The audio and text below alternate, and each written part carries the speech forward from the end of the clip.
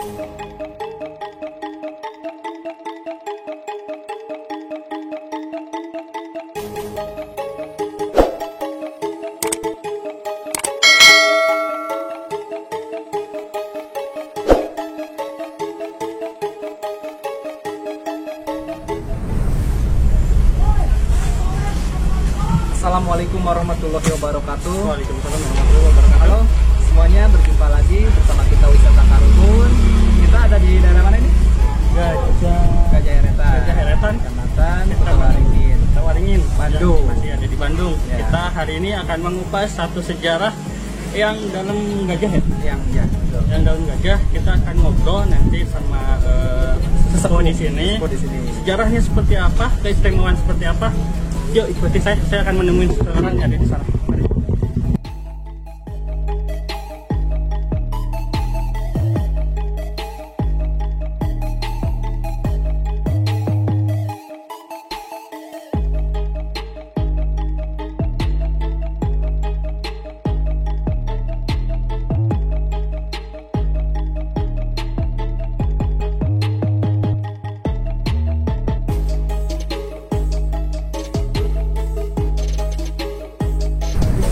Ini kita sudah bertemu dengan sesepuh dari makomnya yang dalam gajah. Ya. Kita akan berbincang-bincang dengan beliau. Jadi, Abah bisa disebutkan siapa makom yang dalam gajah itu?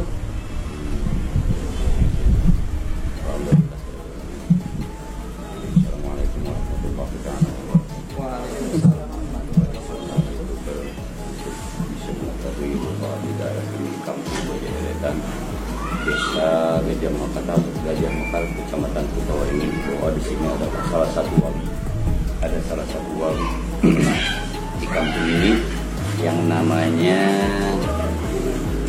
Eyang Raden Rangga Adikusuma Gajah bin Eyang Haji Abdurrahman Warito, yang setelahnya itu yang dalam gajah. Makomnya yang di Lebak? Iya. Bisa ditinggal? Boleh silakan. Jadi sobat, kita lihat langsung.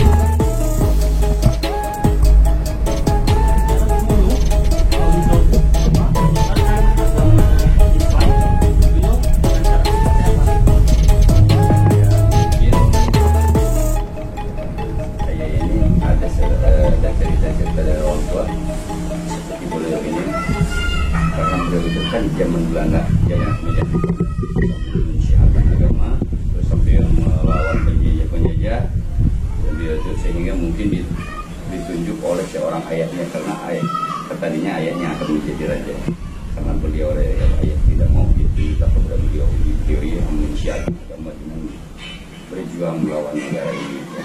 Kemudian keistimewaan dari tersebut apa?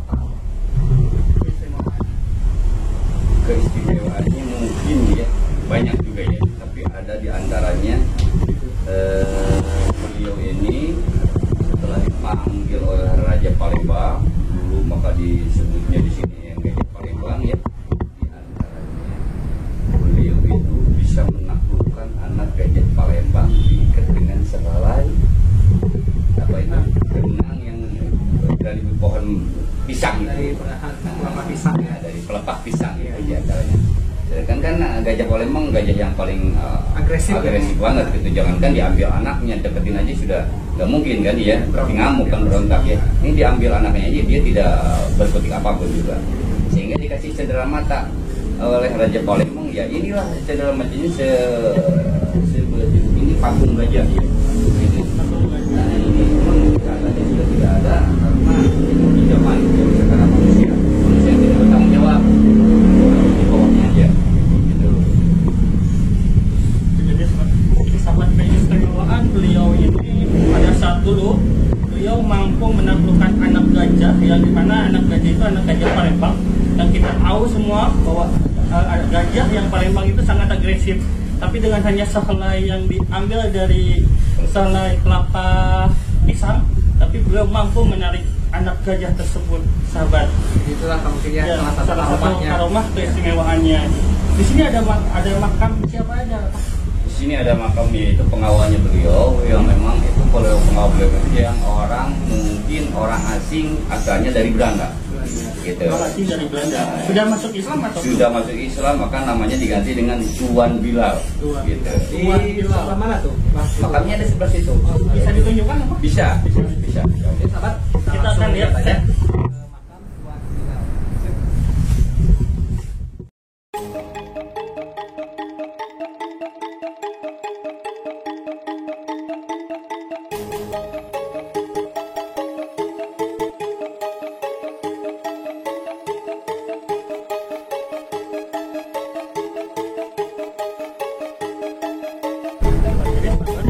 Ini yang disebutkan sama Abah untuk makomnya yang kita lihat. Ini ada keistimewaannya juga, Abah. Keistimewaannya mungkin karena yang namanya pengawal itu tidak ada yang tidak mungkin tidak gagah. Ya, benar. Betul. Nggak bakal jadi pengawal kalau tidak gagah ya. Tidak mungkin jadi Ya. pengawal kalau tidak gagah. Betul. Betul nggak? Sehingga ini kita itu yang meninggal, kita tahu orang sini tahu yang lain itu taunya yang meninggal itu dari beliau, ya.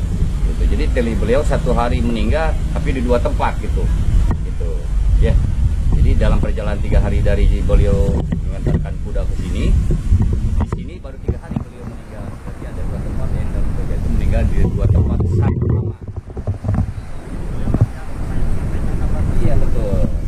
Jadi sahabat, dari yang Bilal tersebut ini adalah salah satu yang pemberi kabar pada saat yang dalam gajah ini meninggal dari Jakarta menuju Bandung. Itu kurang lebih membutuhkan waktu 3 hari ya, 3 hari. Namun karena kesosok keistimewaan beliau, jadi sampai di sini kabarnya ada Sudah 3 hari. Sudah 3 hari di sini. Ya. Itu keistimewaannya. Dan konon cerita dulu di sini burung itu tidak bisa terbang di atas makam ini, pasti jatuh. Sekitar ini. Iya betul. Jadi kalau burung yang di dalam ini tidak jadi masalah, tetapi kalau memang ada burung yang dari luar gitu terbang di atas ini pasti jatuh. Pasti jatuh. Bahkan di sini nih banyak pohon-pohon besar nih. Ini Betul. pasti usianya udah ratusan tahun lebih nih. Apakah ada sangkut pautnya dengan peninggalan yang gajah? Betul. Dulu ini ketika beliau ini dari Palembang dikasih pohon jati, konon cerita 7. Pohon jatinya yang mana? Pohon jatinya yang ada di sini situ, di antaranya di pohon jati tinggal 1 ya. Terus yang di depan ada 2. Terus yang ini 1 berarti 1, 2 tinggal 4. Yang 2 rubuh, yang 1 ditebang gitu ya. Gitu ya. Dan 1 pohon belimbing. Kalau pohon belimbing udah nggak ada lagi gitu. Jadi yang bertahan sampai saat ini aja jadi aja cuma jadi tinggal 4 lagi. Dan di antaranya ada pohon ini ya, piara ya. Gitu. ada lagi keistimewaan lainnya, Pak?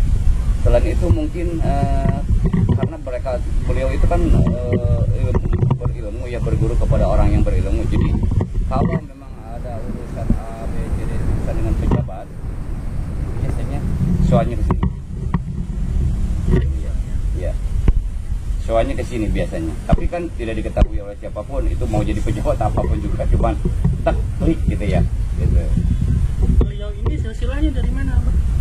Silsilah dari yang dalam Sila itu mungkinnya dari atasnya semua jadi Prabu Siliwangi ya. Prabu Siliwangi, karena memang Pasundan ya. Betul, Prabu Siliwangi turun. Ini banyak bukan ini saja diantaranya ya. Ada orang-orang tuanya seperti di situ ya, yang Ibrahim, yang Yuda Cicapar ya. Terus Rangga Haji Abdul Ghalib, di situ masih banyak lagi. Di sini bukan satu aja ini diantaranya ya. Cuman di sini diantaranya yang di kampung ini Gajah Erat ini ya ini beliau ini. Jadi Banyak, ini Pak. sebagian raja ke-7 ya. Raja ke-7. Yang jarah ke sini banyak, Pak. Jadi yang tawasul ke makam Eyang Gajah ini. Banyak alhamdulillah. Ada rutinan bulannya atau gimana misalkan? Kalau di sini kita biasa rutinan mingguan setiap hari Jumat. Setiap hari Jumat. Tapi ada juga orang yang punya rutinan malam Jumat, malam Selasa, malam Berbu, itu kan itu hak mereka ya, yang ziarah itu banyak dari mana. Bukan dari sini aja, dari luar kota pun banyak. Gitu ya. Mayoritas semua sekitar atau Dari luar kota pun ada. Biasanya kan Mbah nih ya, kalau kata orang Sunda, bulan Mulut tuh waktu-waktunya ziarah. Betul. Nah, sekarang kan lagi Mulut tuh. Betul. Apakah sekarang lagi banyak yang kesini gitu? Banyak juga. Iya. Cuman kalau kesini orang-orang tertentu. Oh, orang-orang tertentu. Betul nggak? Iya. Petunjuk, terus silaturahmi banyak. Riado kali ya? Iya, yang Riado, kebanyakan di sini yang Riado. Ya. Mudah-mudahan aja yang Riado kesini seperti adik-adik ini berkah. Amin ya Allah. Ya, berkah semuanya, berkah hidup, berkah sehat, berkah iman, berkah semuanya lah berkah. Dengan niatnya kita silaturahmi ke tempat-tempat keramat wali-wali Allah, betul nggak? Iya. Dia juga niatnya bukan untuk main-main ini, ya.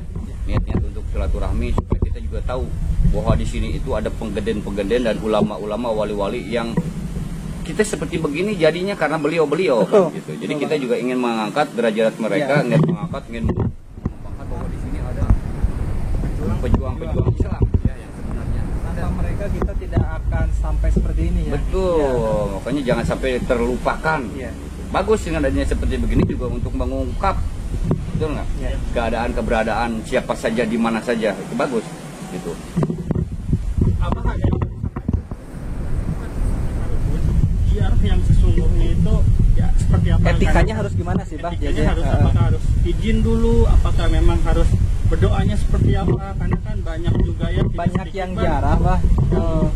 Agak nyeleneh gitu ya, Bah ya. Apa bisa sampaikan pesan Abah untuk para sahabat agar kesini hanya sebatas untuk mendoakan beliau pejuang kita. Betul. Saya rasa begini, karena orang itu sudah tahu ya yang namanya ziarah itu. Jadi sebagian ada yang tahu ziarah itu apa. Terus kalau kita biasanya begini, ziarah itu kan silaturahmi ya. Betul. Silaturahmi kepada yang ada, yang tidak ada, yang kelihatan, yang tidak kelihatan. Kalau kita ziarah kepada yang kelihatan pun kita kan assalamualaikum. Ya, sowan dulu, bertanya dulu ya kepada orang yang punya rumah itu. Apalagi kita ziarah ke tempat wali yang dituju sama kita, ditanyakan dulu lah siapa yang megang ini, siapa yang dipercaya di sini, jangan main selonong saja. Itu namanya adaban. Betul nggak? Jadi ada juga pembuka kuncinya. Kalau tidak punya adaban, bagaimana kita bisa masuk ke rumah itu? Betul kan? Betul. Itu walaupun kita pintar, walaupun semua bisa, semua pintar, tapi belum mengerti, belum tentu mengerti. Kalau yang ngerti itu pasti dia sowan dulu kepada yang dipercayakannya dan adab dulu. Kalau berdoa itu bebas, apapun juga bebas berdoanya, apapun juga terserah, itu hak pribadi masing-masing. Betul nggak? Ya, mau berdoa silakan, mau menang aja di depan wali, beliau sudah tahu niat apa yang diniatkan oleh orang yang datang itu. Begini aja nggak apa-apa, tapi harus berdiri dia. Betul nggak? Tapi dengan suci, dengan bersih, dengan niat yang basuh, yang bagus, maksudnya dia ingin dapat berkahnya dari wali-wali ini. Tetap kita berdoa kepada Allah Subhanahu wa taala. Wali pun sama berdoanya kepada Allah. Ya, jadi kita tidak bisa meminta kok A, B, C, minta ini, enggak usah. Allah yang punya. Wali pun sama Allah. Ya, kita berdoa sama Allah di depan wali, kekasih Allah, di depan orang-orang yang soleh. Mudah-mudahan keberkahan dari orang-orang soleh, kita bisa selamat, mengikatkan keselamatan ya diri kita, keluarga, semuanya dari balai, apalagi jam sekarang. Ya, betul nggak? Rezeki terbesar keselamatan ya, iya, sehat, selamat, iman, Islam, sehat, lahir dan batin, semua dimudahkan sama Allah Subhanahu wa taala. Itu artinya ada adab, tata krama.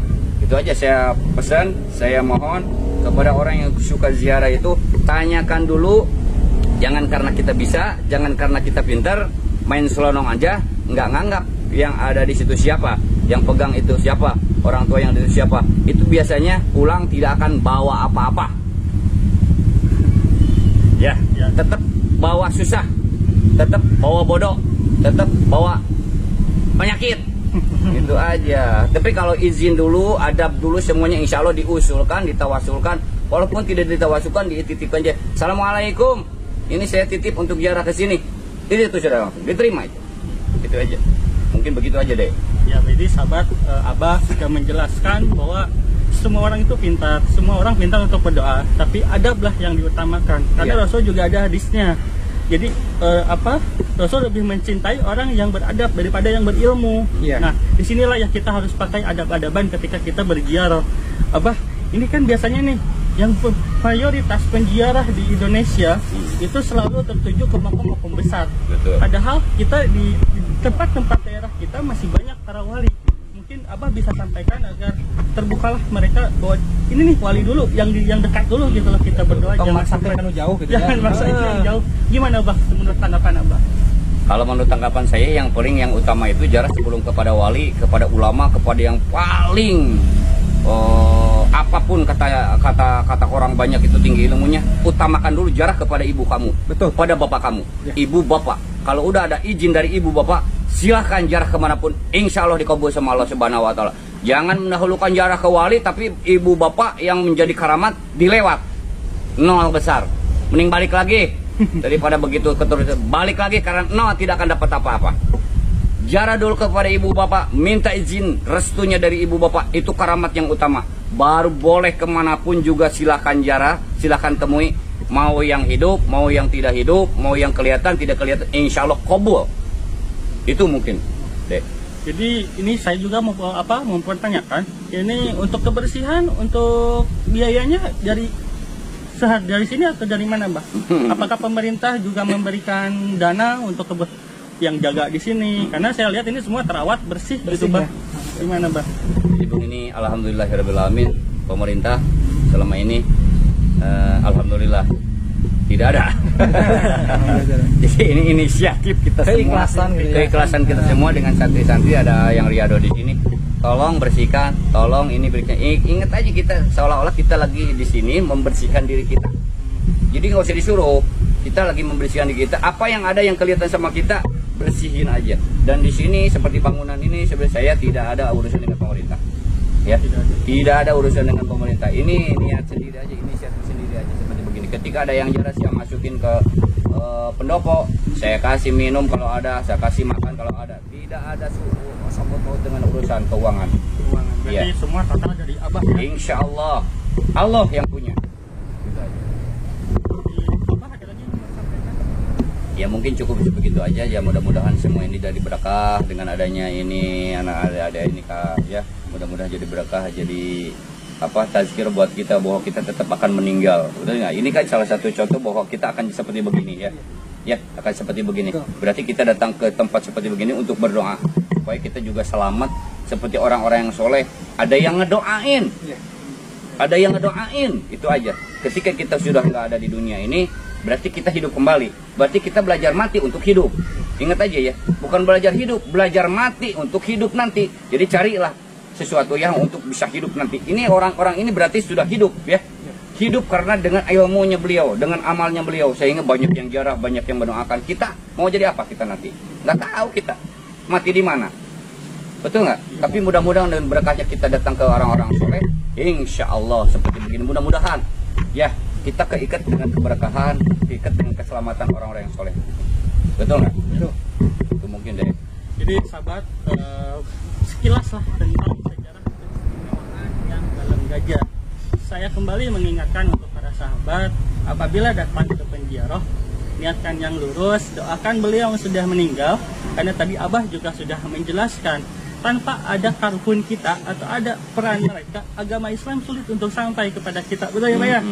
Nah, untuk para ziarah, doakanlah mereka, semoga mereka diampuni Allah, diterima sama Allah, diberkahi sama Allah, dan mudah-mudahan kita juga didoakan sama yang sudah meninggal agar kita selamat dan berkah ya Pak ya.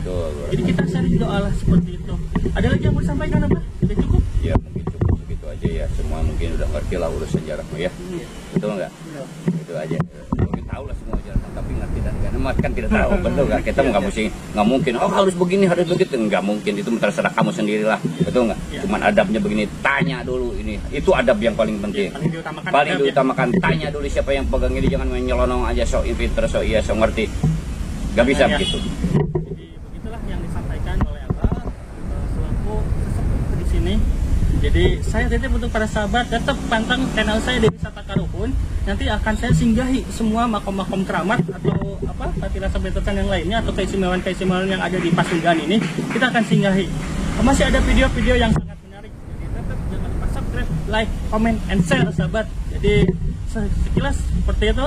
Saya ucapkan assalamualaikum warahmatullahi wabarakatuh.